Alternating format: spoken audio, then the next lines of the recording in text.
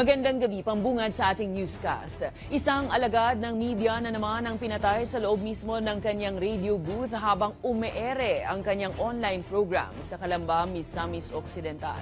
Base sa PNP, dalawa ang itinuturing na suspect at isura ng isa sa mga salarin inilabas na. May balitang A to Z si Kim Salinas. Garapal, no, na paraan ng pagpaslang. Walang pakundangan at walang awa. Ganito isinilarawan ng National Union of Journalists of the Philippines ang pagpaslang kay Juan Humalon o mas kilala bilang DJ Johnny Walker. Tayo'y galit na galit, no? Lalo na nung makita natin yung detalye ng pagpatay kay Juan Humalon. Napaka-brutal at sa Ingles ang tawag nila brazen eh. November 5 ng madaling araw, pinasok ng mga sospek ang mismong tahanan ng mamamahayag sa Calamba, Misamis Occidental. At doon ito walang takot na binaril sa gitna ng kanyang programa. Naka-live pa, di ba, si Humalon ng isagawa yung pagpatay.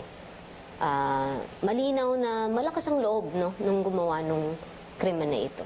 Dalawang sospek ang tinitingnan ng pulisya sa krimen. Ang isa dito'y natukoy na ang itsura sa pamamagitan ng isang computer cartographic sketch. Cartographic sketch as regards to the perpetrators, meron tayo.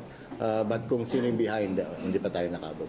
Bumuo na rin ang PNP ng Special Investigation Task Group para tumutok sa kaso ni Humalon. Habang may koordinasyon na sa pamilya ng biktima at seguridad ng mga ito. Dagdag ng pulisya, dalawa ang tinitingnang anggulo ng krimen sa trabaho at personal. Based on the available CCTVs na nakuha natin, based on the review, lumalabas dalawa. But ayoko munang ikuan dyan na yun na yun kasi ongoing pa yung pagko-consolidate ng mga facts na available.